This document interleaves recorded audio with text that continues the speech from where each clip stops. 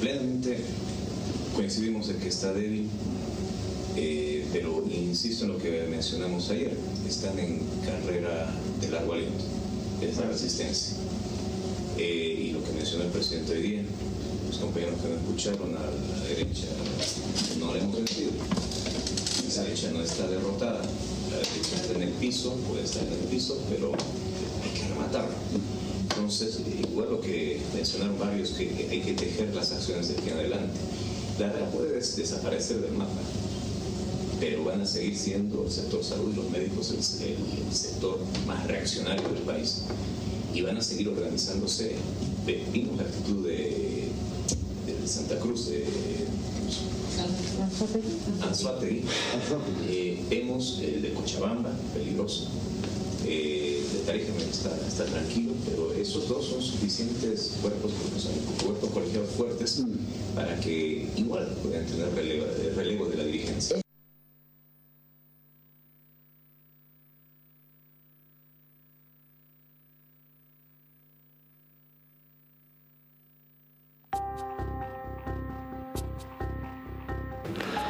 Saludamos el hecho de que se manifieste el no, como Comisión Nacional de Salud, no manifestar una lógica de ir a paros, sino un lapso que permita la elaboración de informes que sustenten esta situación. Aceptamos lo que usted manifiesta, doctor Larrea. Gracias.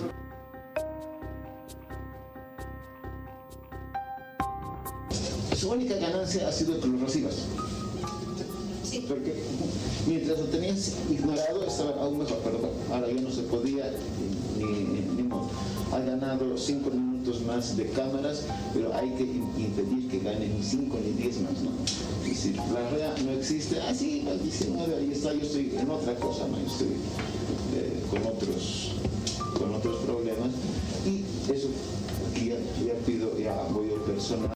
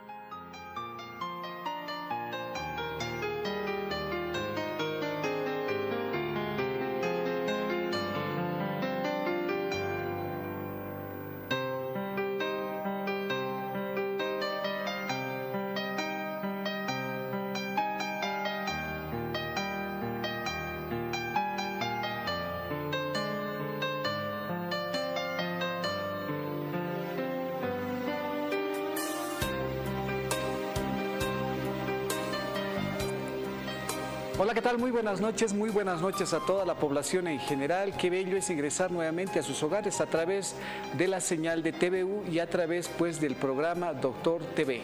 Yo soy el doctor Johnny Williams Quispe, yo soy traumatólogo, ortopedista pediatra, cirujano de columna vertebral y oncólogo óseo pediátrico.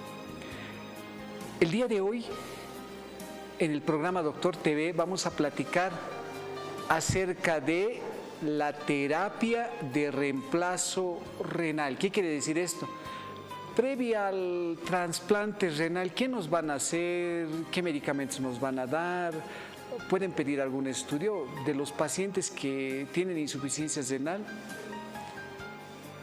¿Se puede hacer algún tipo de tratamiento previo a ese trasplante renal? También vamos a hablar acerca de la diálisis peritoneal y vamos a hablar acerca de la hemodiálisis. A veces nos confundimos y nos dicen, hemodiálisis dice que le van a hacer, otros también hablan, le van a hacer diálisis peritoneal. Y también vamos a preguntarle a la doctora, ¿quiénes son candidatos realmente para este trasplante renal? Para hablar acerca de todas estas cosas de la hemodiálisis, de la diálisis peritoneal y de este trasplante renal, hemos invitado a la doctora Marisa Kolke. La doctora Kolke, ella es nefróloga y ella trata todo eso de la hemodiálisis, diálisis peritoneal y el trasplante renal. Doctora Marisa, muy buenas noches. Muy buenas noches a toda la audiencia. Felicidades, Ciudad de La Paz. Mañana estamos de aniversario. Bueno, sí, hoy vamos a tocar un tema bastante importante y yo sé que muchos de ustedes se preguntarán si aquellas personas que tienen insuficiencia renal crónica son aptos para realizar algún tipo de tratamiento o definitivamente si la insuficiencia renal crónica es el final y no tenemos más que hacer por los pacientes. Pues en este caso les vamos a explicar acerca de las terapias que nosotros podemos ofrecerles a todos aquellos pacientes que ya son diagnosticados de insuficiencia renal crónica terminal. Doctora, para abordar el tema, antes de hablar acerca de este trasplante renal o el preparativo del trasplante renal, doctora Kolke, ¿qué es esta insuficiencia renal crónica, doctora? ¿Qué es esta insuficiencia renal crónica? Sí, como ya lo habíamos comentado en algunos programas anteriores, la insuficiencia renal crónica va a ser el desenlace final de una enfermedad que ataca al riñón por más de 3 meses. ¿Sí? Lo consideramos crónico cuando una enfermedad es mayor a 3 meses en su Cuando en el su riñón duración. ya no funciona por más de 3 meses. Exacto, y cuando el riñón se deteriora más y llega a una funcionalidad de alrededor del 10%, ya hablamos de una insuficiencia renal crónica terminal, que es de lo que ahora vamos a hablar sobre el tratamiento. Muy bien, a ver, vamos a ver, para abordar este tema de hablar de la insuficiencia renal crónica, cómo se prepara, vamos a pasar unas imágenes y en base a eso vamos a irles explicando. Miren eso, ahí dice, terapia del reemplazo renal, dice.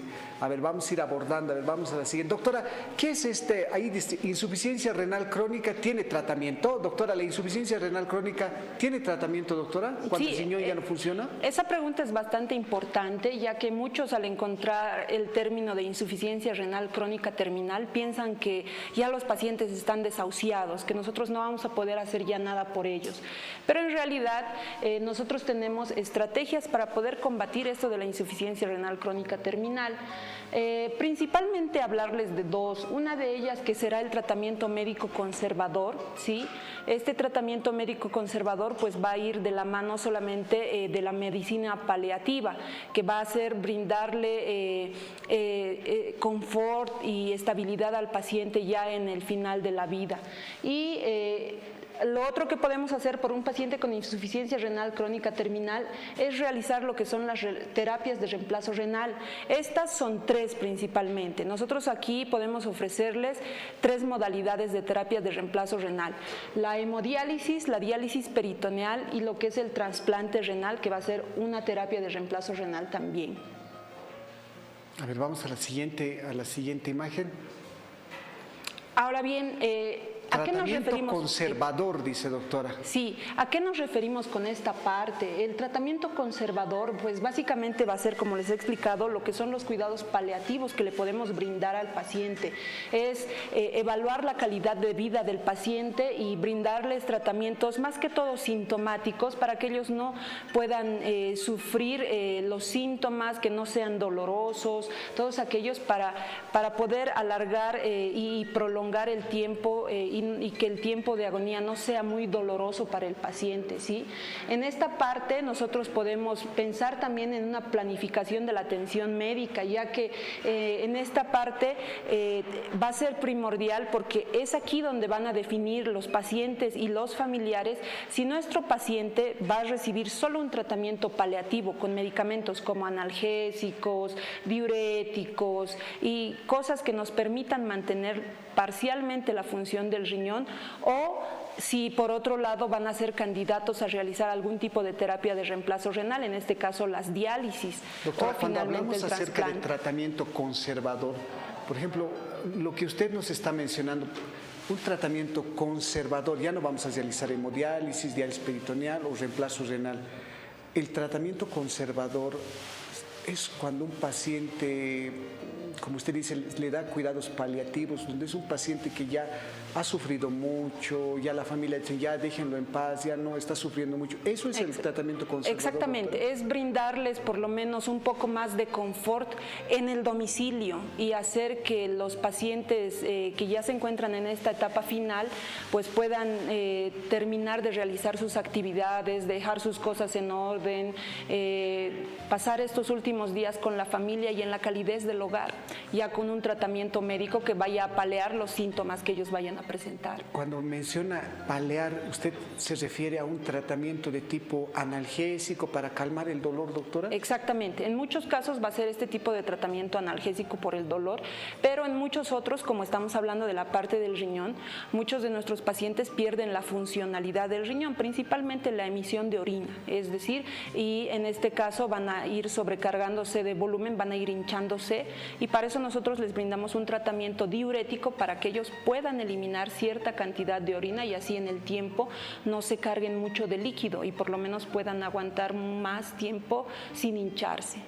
Doctora, y cuando uno está con este tratamiento paliativo, donde una persona ya ha sufrido mucho, ha estado mucho tiempo con esta enfermedad, una persona ya bien mayor, ya que ya no puede más, a veces hasta la familia dice, no, ya basta, ya déjenlo en paz, pobrecito, está sufriendo. ¿Cuánto tiempo están los pacientes con este tratamiento conservador, doctor? Pues es muy variable y esto va a depender principalmente del porcentaje de masa renal residual funcional. ¿Qué quiere decir esto? Si el riñoncito del paciente está funcionando, pónganle, en aproximadamente un 15%, es probable que por lo menos el paciente pueda sobrevivir un año. Pero si el porcentaje de función que tiene el riñoncito es de menos del 5%, obviamente el tiempo que nos va a acompañar el paciente en esta última etapa pues va a ser menor. Muy bien, ahí está, es un tratamiento conservador. A ver, vamos a continuar con las siguientes imágenes para continuar hablando acerca de esta terapia de reemplazo renal. A ver, vamos a la siguiente imagen. Como les había comentado, bueno, las terapias de reemplazo renal principalmente van a ser 3. Tenemos primero lo que es la hemodiálisis, segundo la diálisis peritoneal y como tercera opción el trasplante renal. Ahí dice, doctora, ¿cuándo iniciar la diálisis? Dice, doctora, ¿qué es esa diálisis, doctora? Eso es algo muy importante. La diálisis es un procedimiento por el cual nosotros realizamos una de las funciones del riñón y una de las funciones del riñón es eliminar tóxicos del cuerpo, además de retirar volumen, de eliminar la cantidad el exceso de volumen que una persona pueda ingerir al día, ¿sí? Esa es una de las funciones del riñón, eso nosotros lo conseguimos con lo que es la diálisis. Ahora bien, el cuándo iniciar la diálisis, pues es muy variado, ¿sí? Nosotros en el consultorio tomamos diferentes parámetros para decidir si un paciente va a iniciar inmediatamente la diálisis o si un paciente va a esperar a la preparación del mismo paciente para poder iniciar la diálisis en las mejores condiciones. Doctora, así para que sea bien facilito, cuando uno va al consultorio allá donde el doctor nefrólogo, ¿cuáles son esas indicaciones? Por ¿Quién ejemplo, es candidato para iniciar esta diálisis, doctora? Por ejemplo, y como les voy a mostrar más adelante, aquellos pacientes que con la evaluación que nosotros les hacemos de la creatinina, una creatinina que esté muy incrementada y que por las fórmulas que nosotros manejamos deduzcamos que el paciente tiene una funcionalidad de menos del 5% del riñón, esos pacientes inmediatamente tienen que iniciar hemodiálisis. O sea, un paciente que tiene menos del 5% del riñón, es decir, si mi riñón tiene un 15%, ¿no soy candidato para diálisis todavía? En ese caso, por ejemplo, si tiene un 15%, los dividimos en dos situaciones. Aquellos pacientes que tienen síntomas y aquellos que no tienen síntomas. Aquellos pacientes que tienen síntomas, pues obviamente van a ser candidatos a iniciar diálisis en un periodo corto, pero aquellos pacientes que se mantienen sin síntomas, probablemente vamos a poder prepararlos un poco más de tiempo y vamos a darnos la chance de llegar de la mejor manera a lo que es la hemodiálisis o la diálisis peritoneal. Y aquellos pacientes que tienen una función mayor al 15%, pues, obviamente van a ser pacientes en los que los vamos a observar, vamos a ver si aparecen síntomas, vamos a hacer un tratamiento conservador de inicio para luego poder conducirlos a lo que es la diálisis. Esa es la conducta que normalmente nosotros tomamos en la consulta. Cuando usted médica. habla, doctora, por ejemplo, de síntomas, ¿qué tipo de síntomas tiene un paciente que tiene insuficiencia renal crónica, que uno dice su creatinina está a menos del 5%? ¿Qué síntomas tiene, doctor? Bueno, principalmente hay muchos síntomas. Principalmente uno de ellos, por los que muchas veces nos buscan los pacientes, es la falta de apetito. Al tener el exceso de toxinas en la sangre, muchos de los pacientes experimentan lo que son las náuseas. Y las náuseas hacen que los pacientes no deseen comer. Entonces, esto mismo va a conllevar a que el paciente reduzca de peso. Uno, las náuseas, los vómitos que presentan al comer, la pérdida de peso que es muy manifiesta en algunos pacientes. Algunos otros pacientes presentan lo que es el prurito, que se les generaliza en todo el cuerpo y que a veces no los deja estar tranquilos. Y hay casos muy excepcionales que son indicativos de diálisis de urgencia, que son aquellos pacientes que entran, por ejemplo, en una encefalopatía. ¿Qué quiere decir? Las toxinas están tan altas en el cuerpo que llegan a lo que es el cerebro y con el tiempo el paciente va perdiendo lo que es el estado de conciencia. Puede estar somnoliento o incluso puede ingresar en lo que es en un coma urémico, y en este caso, en este tipo de pacientes, lo que hay que hacer es iniciar inmediatamente lo que es la diálisis, ya sea en su modalidad de hemodiálisis o diálisis peritoneal, para poder retirar esas toxinas y evitar un daño posterior. Muy bien, para todas aquellas personas que recién se están conectando al programa, el día de hoy estamos platicando acerca de la hemodiálisis, la diálisis peritoneal, para aquellos pacientes que están cursando con una insuficiencia renal crónica o que les han dicho, por ejemplo, tienes insuficiencia renal, tu riñoncito está sufriendo, vamos a buscar un tratamiento, hemodiálisis te vamos a hacer, diálisis peritoneal te vamos a hacer. De eso estamos hablando el día de hoy, de la diálisis peritoneal y de la hemodiálisis. Si quieren mandar sus mensajes y preguntarle a la doctora, pueden escribir a la línea del WhatsApp, que es el 624-05321. Vamos a continuar a ver con las imágenes donde estábamos platicando acerca de la hemodiálisis. Ahí dice inicio de la hemodiálisis. Doctora, ¿cuándo se inicia la hemodiálisis? ¿Cuánto tiempo dura? A ver, ¿nos podría explicar esa Sí, como les estaba comentando, aquí por lo menos les mostramos 4 recuadros para ejemplificar en qué casos nosotros decidimos el inicio inmediato o el inicio un poco más retardado de lo que es la diálisis, ya sea hemodiálisis o diálisis peritoneal. Como les expliqué, aquellos pacientes que tienen o que mantienen un porcentaje de función del riñón, lo vamos a explicar así, que sea mayor al 15%, probablemente solamente hagamos el control del paciente para ver si es que ya empieza a tener síntomas, si empieza a hinchársele los pies, si deja de orinar. Entonces ahí solamente va a ser un control médico, ¿sí?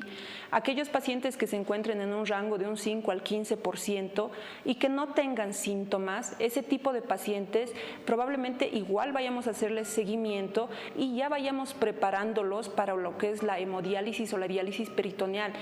Por ejemplo, aquellos que vayan a elegir la modalidad de hemodiálisis, probablemente a estos pacientes lo que vayamos a hacer es hacerles una fístula y esperar en este proceso, mientras la función del riñón se vaya deteriorando aún, esperar a que la fístula madure para que así en un corto periodo de tiempo nosotros podamos utilizar esta fístula para poder hemodializarlos. Muy bien, ahí miren por ejemplo ahí a todos los que nos están viendo, la doctora nos está mencionando acerca de porcentajes, eso es bien importante. Si tu mamá, si tu papá ya tiene problemas renal, siempre a veces uno no sabe qué preguntarle al doctor, y ahí está la respuesta de la doctora, y dice si el 15% del riñón está afectado, menos del 15% está afectado, entonces puede ser candidato a diálisis, o del 5 al 15% tiene que estar en observación, o sea, uno ya tiene que ver si tiene esos síntomas, náuseas, vómitos,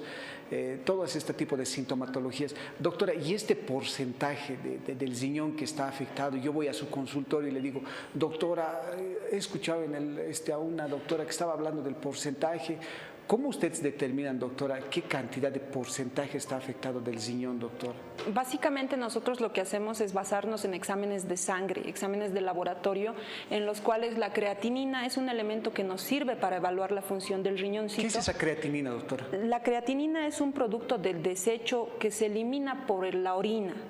Cuando nuestro riñón no está funcionando, obviamente esa creatinina se va a quedar en nuestro cuerpo y con el tiempo esa creatinina va a elevarse. Una persona normal que no tiene ningún tipo de daño renal tiene aproximadamente 1 miligramo por decilitro de creatinina en sangre. Pero aquellas personas que ya empiezan a tener problemas de los riñones, que con el tiempo el riñón deja de funcionar, esta creatinina puede incrementarse a 2, 3, 4, 5 miligramos por decilitro. Y al tener estos valores, nosotros, ¿qué es lo que hacemos? Nosotros lo que hacemos es usar fórmulas para convertir esta cantidad, este valor de creatinina en la sangre, nosotros lo convertimos en un porcentaje de funcionalidad. Mediante este laboratorio nosotros podemos identificar cuánto por ciento de su riñón está funcionando. Muy bien. Y doctora, ¿el porcentaje se determina en base a la creatinina, doctora? Exactamente. Muy bien, vamos a volver entonces nuevamente a las imágenes para seguir hablando acerca de la hemodiálisis. A ver, vamos a poner las gráficas donde estamos platicando acerca de la hemodiálisis, el porcentaje de lesión. Ahí dice, ¿qué es la diálisis? Dice ahí, doctora, ¿qué es esa diálisis, doctora? La diálisis en general es un proceso mediante el cual nosotros vamos a eliminar dos cosas. Como les había dicho, la diálisis lo que hace es reemplazar una de las funciones del riñón, en este caso dos. Uno, eliminar sustancias tóxicas y dos, eliminar el exceso de líquido del cuerpo. ¿Mediante qué técnica nosotros podemos hacer esta diálisis? Mediante la hemodiálisis y la diálisis peritoneal. En ambos casos lo que utilizamos es una membrana semipermeable. ¿Qué quiere decir esta membrana semipermeable? Por ejemplo, en los gráficos que les pongo en esta ocasión, lo que podemos ver es un filtro de hemodiálisis. ¿Ese que parece higiénico, doctora? Esto que es un tubo que lo ven en la parte central con una cabeza roja y una azul, ese es un filtro de hemodiálisis. ¿Eso es lo que filtra la sangre, Eso doctora? es lo que va a filtrar la sangre. Al lado derecho, lo que yo les muestro es la parte microscópica de lo que tiene este filtro. Lo que está ahí abajito en cuadradito, ¿no, doctora? Exactamente. Este filtro, dentro de él, tiene un montón de laminillas, puedo decir, de elementos circulares como bombillas, ¿ya? Y en la parte inferior ustedes pueden ver de manera microscópica que esto se asemeja mucho a lo que es un cernidor, que tiene muchos poros. Esta membrana lo que va a hacer es seleccionar las cosas que nos sirven de las que no nos sirven. Y de esta manera se van a eliminar muchos tóxicos con el líquido del dializado y lo que nos sirve, que son nuestras proteínas, algunas vitaminas, se van a quedar en la sangre del paciente. Entonces, este filtro, esta hemodiálisis, como un tubo nos ha mostrado, doctora, como una especie de cernidor, como dice usted, a nivel microscópico, ese cernidor microscópico, ese hemodiálisis, ese filtro, realmente tiene la capacidad de decir, vos vente, vos andate, doctora. ¿Y por qué? ¿Tiene algún medio químico Sí. o solamente los agujeritos lo van a cernir en la sangre, doctora? En este caso existen varios mecanismos por el cual nosotros podemos hacer esta limpieza de la sangre. Uno de ellos es el tamaño de las moléculas. Las moléculas más pequeñas, que generalmente van a ser las toxinas, van a ser las que se van a eliminar por estos poros. Y las proteínas, por ejemplo, que son elementos más grandes, las células, los glóbulos rojos, los glóbulos blancos, las plaquetas, se van a quedar. ¿Por qué? Porque son mucho más grandes que estas toxinas. Por decir, un glóbulo rojo puede ser de este tamaño y una toxina puede ser como un puntito. Entonces, obviamente, la toxina fácilmente se va a eliminar a través de la membrana, pero el glóbulo rojo va a llegar, se va a chocar a la membrana y va a volver a lo que es la sangre. Entonces, uno es selección por el tamaño de la partícula y otros son por mecanismos de convección que van a ser utilizados con los diferentes líquidos que nosotros utilizamos al dializar a los pacientes, y esto va a hacer que se arrastre mayor cantidad de partículas tóxicas al líquido que se va a desechar, que es el líquido de diálisis, y la menor cantidad de sustancias tóxicas se va a quedar en la sangre. Muy bien, el día de hoy estamos platicando acerca de la hemodiálisis y la diálisis peritoneal para el tratamiento de la insuficiencia renal crónica. Cuando volvamos en el segundo bloque, le vamos a preguntar a la doctora Marisa, ¿cuál es mejor, la hemodiálisis o la diálisis peritoneal? Vamos a platicar también algo de la diálisis peritoneal y le vamos a preguntar cómo se hace este tipo de trasplante renal, quiénes son candidatos, cómo seleccionan a los pacientes, al donador. Para todo eso le vamos a preguntar en el segundo bloque a la doctora Marisa Colque, nefróloga.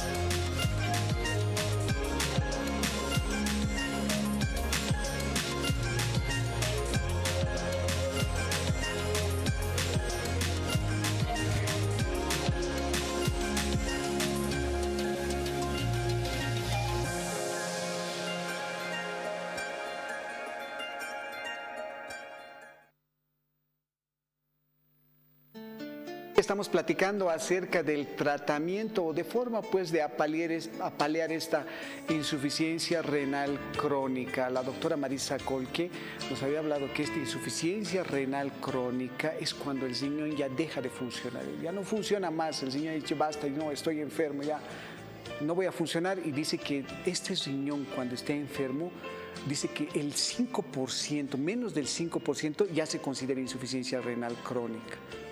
Tienen que pasar 3 meses, nos menciona.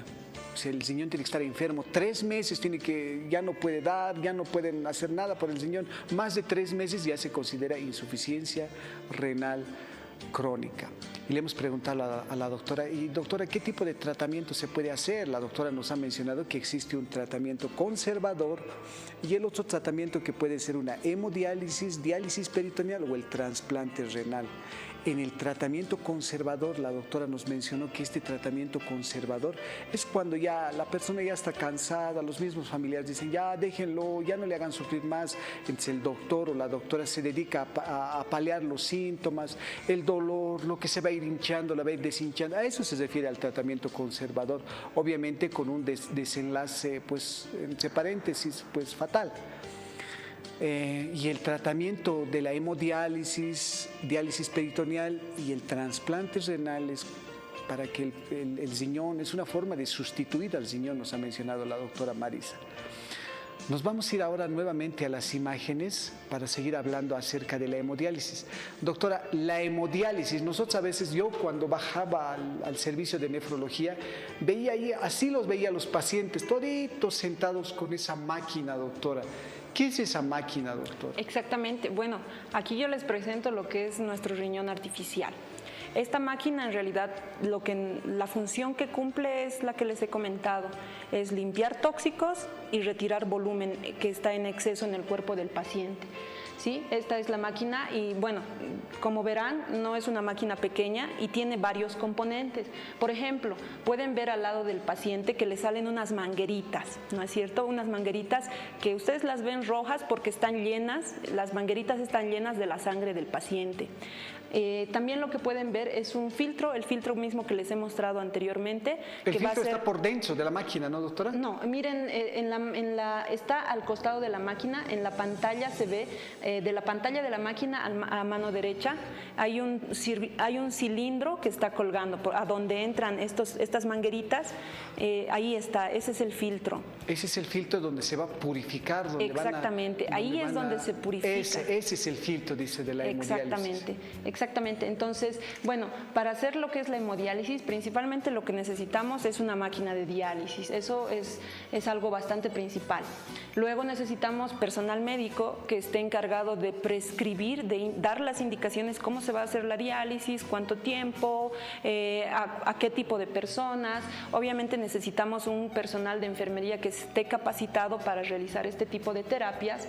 Y primero necesitamos lo que es un acceso venoso periférico. Eso en la diapositiva siguiente les voy a explicar a qué me refiero con esto.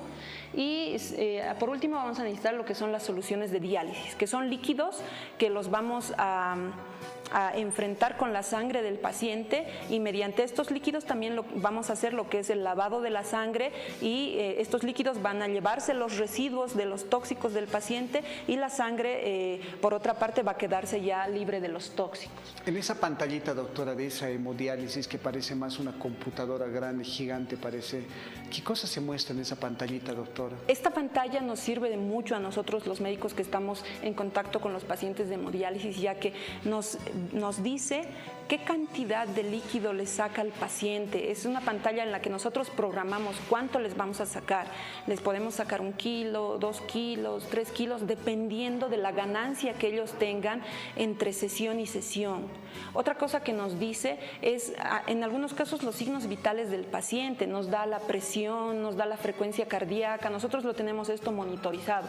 Esto va a ser como un monitor que nosotros le ponemos al paciente para saber cada cierto tiempo, en algunos casos cada 15 minutos o cada 30 minutos, para saber cómo están sus signos vitales, ¿sí? Y esto nos ayuda mucho porque muchas veces una de las principales complicaciones que tiene la hemodiálisis es que altera las presiones de los pacientes. Entonces, en un momento ellos están con una buena presión, pero inmediatamente de un momento a otro la presión se les baja y el paciente se nos descompensa. Por eso, la hemodiálisis tiene que ser una hemodiálisis asistida, tanto por personal médico como personal de enfermería que esté pues bien capacitado para poder reaccionar a estos cambios que puedan tener los pacientes, ya sean cambios de presión, sean alteraciones de líquido, todos estos datos, pues nosotros lo vamos a poder manejar en el centro de la hemodiálisis. Doctora, esta hemodiálisis, este aparato que parece computadora donde entra la sangre, sale la sangre, o sea, te saca sangre, lo debe filtrar, te vuelve a entrar la sangre. Doctora, ¿eso duele? ¿Uno se siente raro? ¿Lastima el brazo? ¿Lastima, doctora, o no duele? Las primeras sesiones, obviamente, como los pacientes son sometidos a pinchazos de agujas que obviamente son mucho más gruesas que una aguja, por ejemplo, con la que me han puesto una vacuna, son un poco más gruesas, obviamente es bastante doloroso para el paciente cuando se dializa por fístula. Pero aquellos que se dializan por catéter, obviamente no los volvemos a pinchar, simplemente a ellos lo que les incomoda es la instalación, la colocación del catéter en sí. Entonces, obviamente es bastante molesto en las primeras sesiones, ya que el paciente primero no está acostumbrado a estar en ese ambiente, como el doctor dice, así lleno de máquinas, lleno como de computadoras. Uno se siente extraño porque está entrando en un ambiente bastante diferente. Entonces, ¿es incómodo las primeras sesiones? Probablemente sí, porque es algo muy nuevo para el paciente. Muy bien, doctora, y yo les veía, por ejemplo, ahí a los pacientes, todos ahí sentaditos en sus asientos, hablando, algunos riendo, parece que ya se conocen entre ellos, y yo pienso así, o puedo deducir que vienen por horas a sentarse ahí, ¿no, doctora? ¿Cuánto dura una sesión de hemodiálisis, doctor? Una sesión de hemodiálisis estándar dura aproximadamente 4 horas. Sin embargo, el tiempo de la hemodiálisis siempre va a ser determinado por un médico especialista, siempre va a ser determinado por el nefrólogo, ya que obviamente hay pacientes que tienen características especiales. En aquellos podemos dializarlo en menos horas, podemos hacer una diálisis solamente de 3 horas, pero hay pacientes que tal vez tienen una mayor demanda y entonces podemos hacer hemodiálisis más largas de hasta 5 o 5 horas y media. Entonces, esto varía respecto al paciente. Muy bien, ahí está. Entonces, este es el procedimiento de la hemodiálisis o diálisis peritoneal. La gente nos está escribiendo a la línea del WhatsApp, es al 624-05321. Ya quieren preguntarle a la doctora. A ver, vamos a irnos al primer mensaje de la línea del WhatsApp. Le vamos a preguntar a la doctora Marisa Colque. Ella es nefróloga, ella ve todo lo que es el área de los riñones. Buenas noches, doctora. Dios la bendiga. La pregunta que tengo es la siguiente. Consumo bastante agua, casi 2 litros. ¿Es normal orinar en la noche? Lo hago 6 veces. Por favor, doctora, las personas que consumen bastante líquido, agua.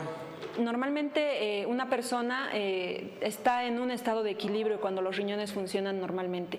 Si una persona que está normal toma 1 litro de agua, es 1 litro de agua que elimina. Si toma 2 litros de agua, elimina los 2 litros de agua. Entonces, no importaría los tiempos en los que usted presente las orinas.